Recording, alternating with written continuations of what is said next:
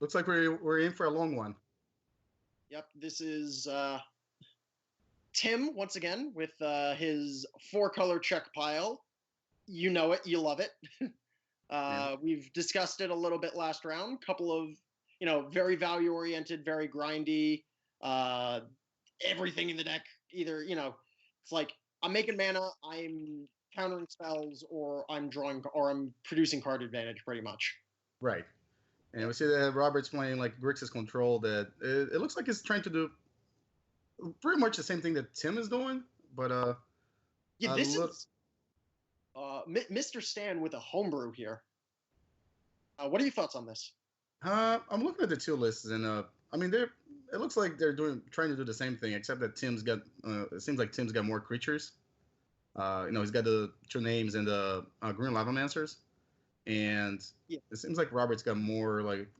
It actually looks more like a hard control deck, actually. Oh yeah. So I mean, I'm expecting a long game.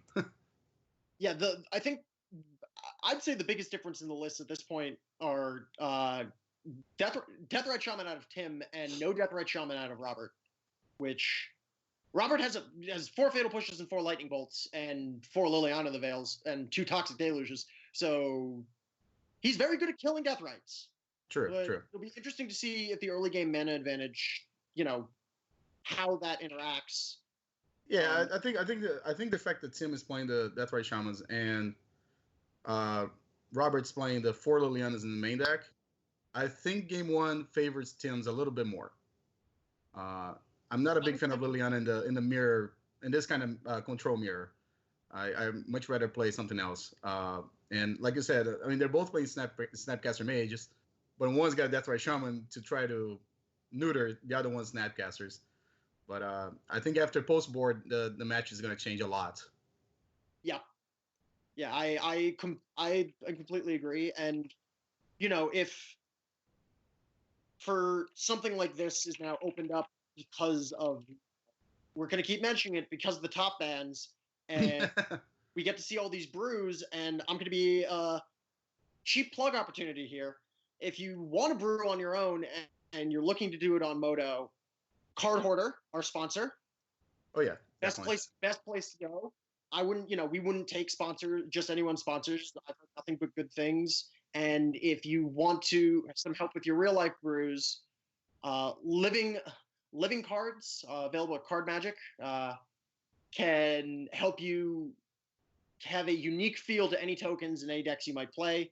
We also got to give a shout out to Matt Pavlik, who's a longtime fixture on the European Eternal scene, who is helping us do this and helping us bring you, I'd say one of the first high-level events of this kind of new legacy, because we've got some top-tier players going at it with some real spicy ones. Oh, yeah. Yes. This is definitely like a good way to see how the format's going to shape up for the next few months.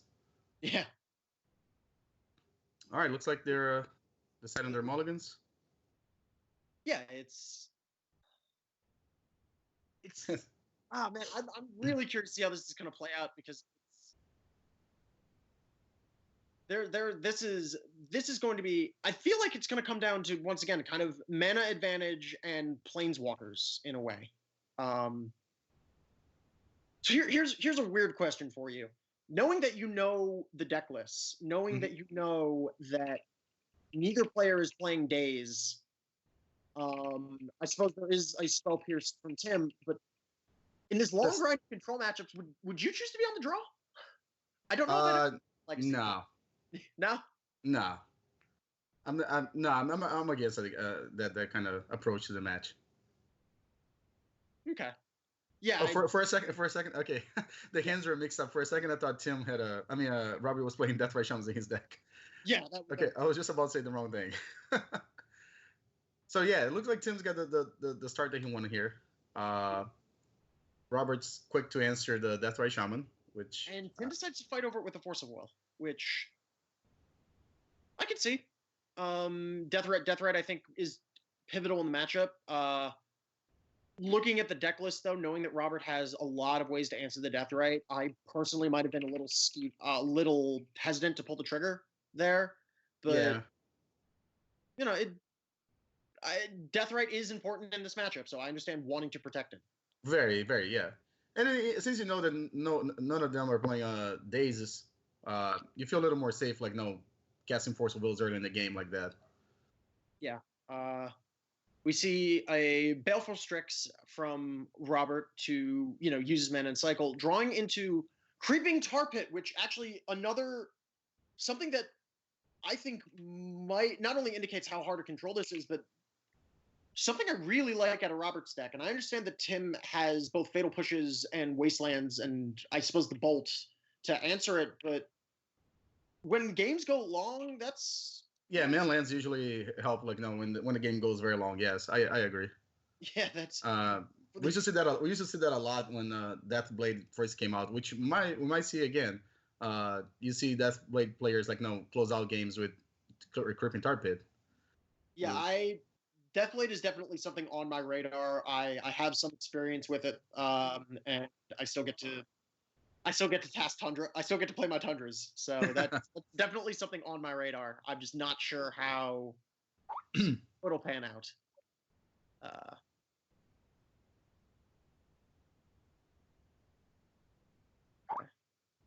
Okay, looks like we had some difficulties, but we're working on it. Yeah, little technical difficulties, but so I guess let's talk. I mean, because we have a moment. Let's talk about not only, I guess, what you think the impacts of the bans are, but why you've decided to sleeve up the Epic Storm for next week. I mean, I played the deck on and off, mostly locally, and to be honest, I didn't really have time to test anything between Monday and today. So I decided to go with Test. I thought any kind of combo deck has a good time. Now it's a good time to play it. So, and it's a deck that I mean, I don't know. I enjoy playing it when I'm not playing Chalice of the Voids and Trini Spheres. So yeah, and it looks like we're back and everything's good. And while we were away, Leovold has resolved. That's another one that in the that's a game changer. Yeah, that is. That card is. I actually think that card got a lot better with now that now that Terminus is not likely to see play. Even though it was very good against Miracles, the fact that the cleaner answers to it might have diminished. That card has got better. Yeah. Because now, unless you Council Judgment this card, you're gonna draw at least one card from your opponent's targeting it. So yep. I can't think of. I mean, I guess Toxic Deluge is a way too, but no, that comes with a price.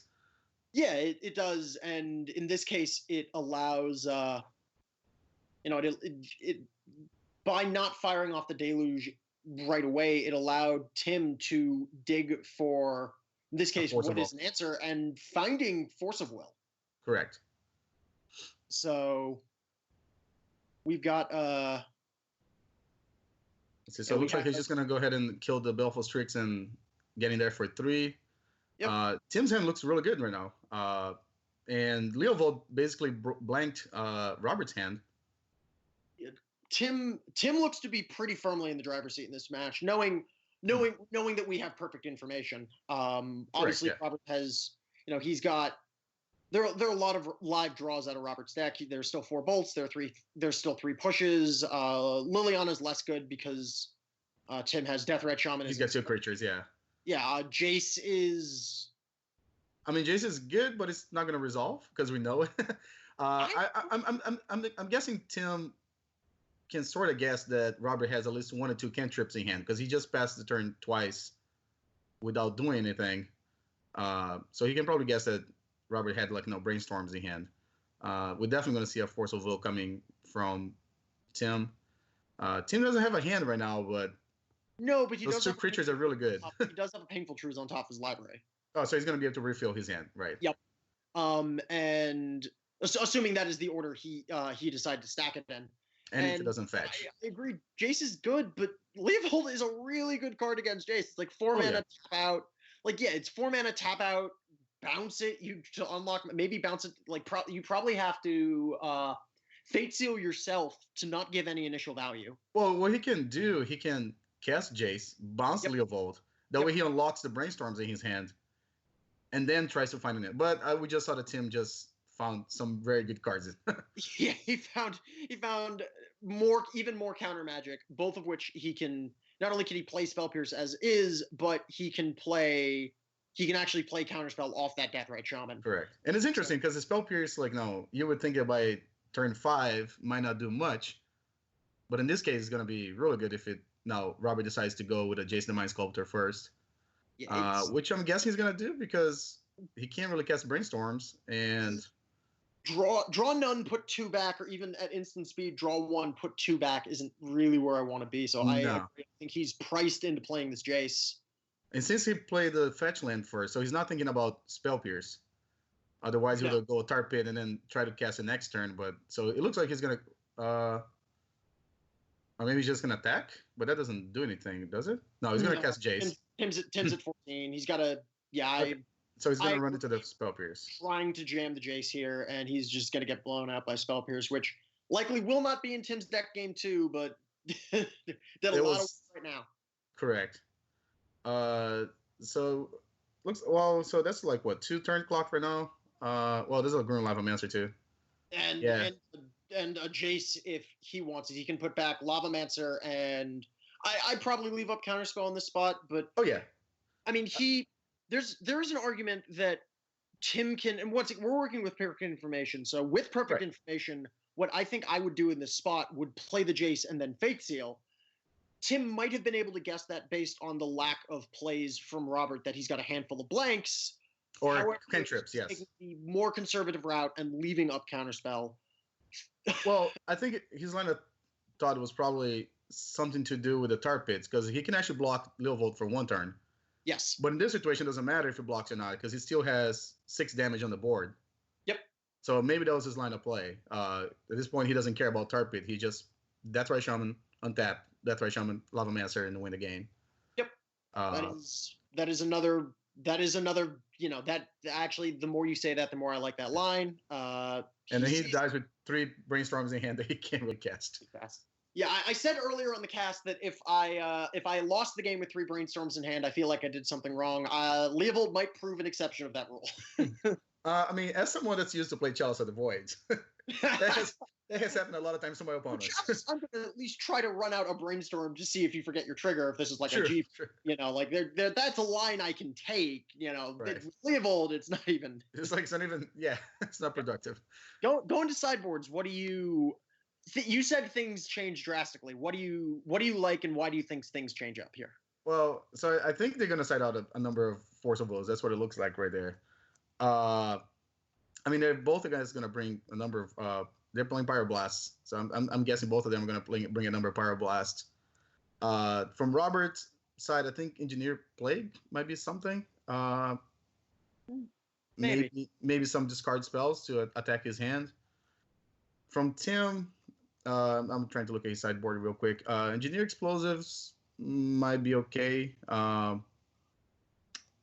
I think they might swap out the Fluster Storms for, the Force of Wills for Fluster Storms. That's something that we used to see control players do in the past. So yeah, we see the Pyroblast coming in. Yeah, I also Vendilion Click out of Tim's sideboard once again, just absolutely great. And something out of Robert's board is, I don't know if he's going to bring them in, but he's got, I would for sure bring in Colligan's Command as just another way to grind. He's got Blue Elemental Blast. That is... he does have Blue Elemental Blast. Okay. Would you bring that in here? I guess you do. I don't know if... Is it really that necessary? I'm not sure. I mean, he saw the Grim Lavamancer. Well, we have full access to deck lists, so it's Grim Lavamancer, it's Colligan's Command, it's opposing Pyroblasts, and it's potentially like Lightning Bolt. That's interesting. I'm not really sure about the Blue Elemental Blast. This could have been like a knee-jerk reaction from Robert when he saw the previous deck list that we had before the ban, and he saw that Bob was on burn, so he's like, maybe I'll bring more of those Babs. But I mean, in this case, yeah, they are Blue Elemental Blast, so they are Babs. So I don't know, or maybe he was just scared that maybe more people will be playing Blood Moons, but he's playing Blood Moons himself, so I'm not sure. I could maybe sneak and show it's not unreasonable to counter Past in Flames out of Storm. True. I don't hate the card. Looks like Robert decides to mulligan his 7. Didn't get a he clicked it too fast for me personally get a glance at it. Yeah, I saw something, but I didn't see it. Tim's 7 seems great. Yeah, both of their hands look really good. I'm surprised that he kept the Liliana there, though. Actually, but I haven't tried any Grixis control deck in a while now, so maybe I'm just playing differently. So he's gonna start with Deathrise Shaman. This one's actually gonna stick for at least a turn, I guess. Oh. Yes. Yeah, a turn. And then Tim would be able to brainstorm and maybe shove one of the lands and one of the call against command back. And maybe even the Force of Will. This is something that's a little subtle. If I were in Robert's seat, I personally would have played the Volcanic Island there because, well, this is assuming he scryed to the bottom. If he scryed to the top, you can completely ignore me. But if he scryed to the bottom, I personally would have played the Volcanic because if he needs to fire off Counterspell now, he messes up his scry. Oh, yeah. So that's a little subtle thing. That is true. As like Tim has 2 Wastelands in his deck, but it's likely Tim's going to be saving Wasteland for tar pit removal and not for one of the utility land. Yeah, in this case, not actually. Tim is likely not going to win the game off Mana Scrim here. By the way, before he brainstorms and he shuffles that away, we got to notice that he's playing Unearth, which is a pretty sweet card in my opinion. Jarvis does correctly point out that my play would leave Robert unable to cast Liliana, and that's what happened. Which is true, and it's what happened. I don't know. I agree with you that I'm not a huge fan of Liliana in this matchup, but I guess to take out a Deathrite, that is fair. 3 mana, Diabolic Edict. Yeah, maybe. Yeah. But so we're going to see a Baleful Strix, which is... It looks like Robert values Liliana high enough to try and protect it with the counterspell. Right. He's not... Because it was castable this turn, and he's choosing not to run it out. Okay, so it looks like Robert drew another land, and he's got a handful of Planeswalkers. And Tim's gonna finally fire off his brainstorm. What do you? Okay, so he drew. Well, maybe just put the 2 lands back. That wouldn't be unreasonable. Put back a Culligan's Command in a land. Here. Okay, that sounds fine too.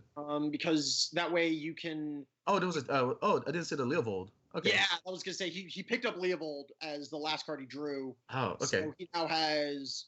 Okay, and Tim put a stop. I guess it's a magical line thing. He put a stop on his upkeep because he almost forgot to fetch at the end of his turn. Good thing he put a stop on the main upkeep so he can fetch before he got to his draw phase.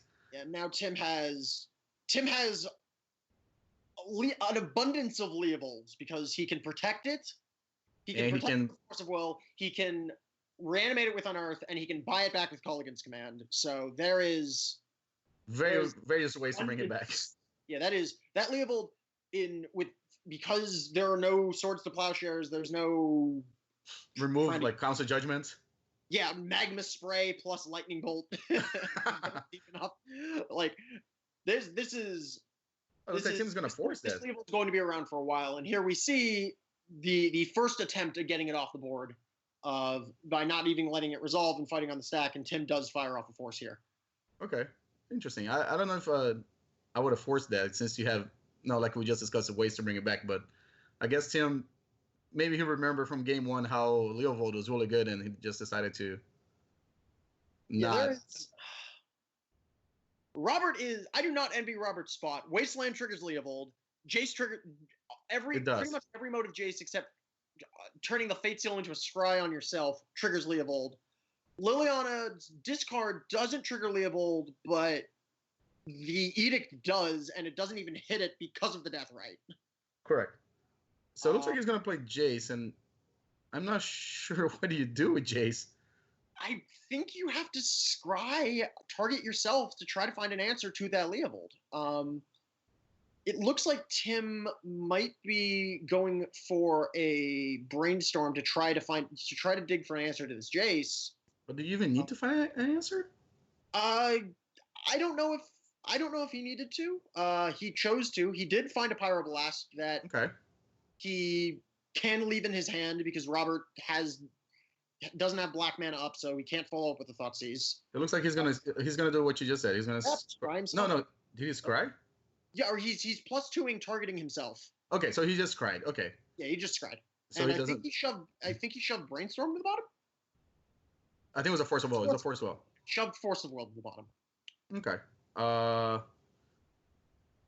Thank you, right. Mike. So now Tim gets to fire off the Pyroblast that he found. Which no, okay, so he's gonna kill Jace. Mhm.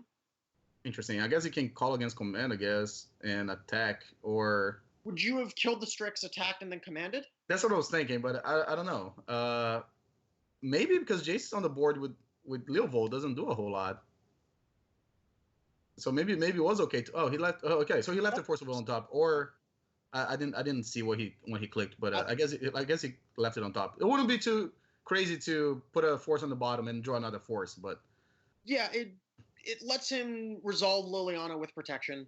Yeah, he did bottom it. There was a second Force. Now he can put Liliana play with protection.